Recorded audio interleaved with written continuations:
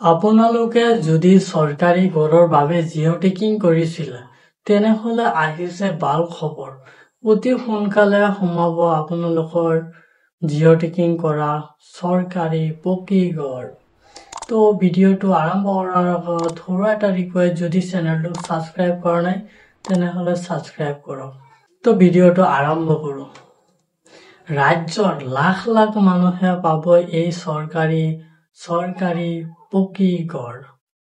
যদি আপোনালোকে জিঅ' টেকিং কৰিছিলে তেনেহলে সোমাব অতি সোনকালে আপোনালোকৰ পইচা একাউণ্টত ফাৰ্ষ্ট কিস্তিটো হৈছে ৩২,৫০০ টকা।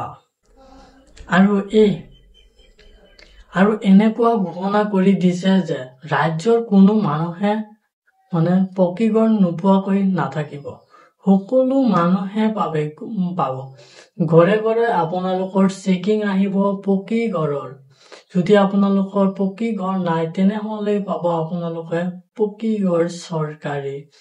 এইটো ঘোষণা কৰিছে ডক্টৰ ৰঞ্জিত দাসে, এই কথাটো ঘোষণা কৰিছে। আৰু অতি শীঘ্ৰে আপোনালোকৰ একাউণ্টত ফাৰ্ষ্ট কিস্তি, যিসকলে জিঅ' টেকিং কৰিছে সকলো প্ৰচেছ চৰকাৰৰ হাতত জমা হৈছে। অতি সোনকালে অতি শীঘ্ৰে আপোনালোকৰ একাউণ্টত সোমাব চৰকাৰী ধন। একাউণ্ট বিলাক KYC কৰি ঠিক ঠাক কৰি থওক, নহলে টকা সোমোৱাৰ সময়ত প্ৰব্লেম হ'ব পাৰে। কোনো মানুহেই নাথাকিব চৰকাৰী ঘৰ নোপোৱাকৈ, এনেকুৱা ঘোষণা কৰিছে। আৰু ৰাজ্যৰ কোনো মানুহে চৰকাৰী ঘৰ নোপোৱাকৈ থাকিব। তো সকলো মানুহে পাব। তো আপোনালোকৰ প্ৰচেছ বিলাক যদি জিঅ' টেকিং কৰা নাই তেনেহলে একো কৰিব নালাগে, আকৌ আহিব পাৰে। জিঅ' টেকিং কৰাৰ যিটো লাষ্ট ডেট আছিল 22 তাৰিখলৈকে আছিল। তো এতিয়া তাৰিখটো নাই, এতিয়া তাৰিখ নাই। চৰকাৰৰ হাতত কাগজ বিলাক জমা হৈ গৈছে আপোনালোকৰ যে জিঅ' টেকিং কৰিছিলে সেইবিলাক।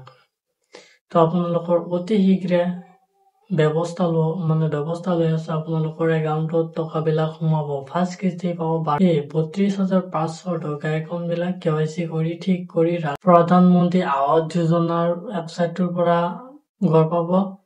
আৰু কিছু মানুহে মুখ্যমন্ত্ৰী আৱাস যোজনা, দুয়োটা ৱেবছাইটৰ পৰা আপোনালোকৰ ঘৰ বিলাক পাব। ঘৰ পোৱাৰ ঘৰটো নাপায়, আপোনালোকৰ একাউণ্টত টকা সোমাব। লিষ্টটো আপোনালোকৰ অতি সোনকালে আহি আছে। লিষ্ট অহাৰ লগে লগে আপোনালোকৰ একাউণ্টত দিব টকা। তো আজিৰ ভিডিঅ'টো এইখিনি আছিল। চৰকাৰী ঘৰৰ ওপৰত যদি এনেকুৱা ভিডিঅ' আৰু লাগে, কোনদিনা দিব তাৰিখ বিলাক যদি লাগে তেনেহলে কমেন্ট কৰিব। কমেন্ট চাই ভিডিঅ' বনাম। তো ভিডিঅ'টো এইখিনি আছিল। ভাল লাগিলে ভিডিঅ'টোক লাইক কৰিব আৰু চেনেলটোক ছাবস্ক্ৰাইব কৰিব।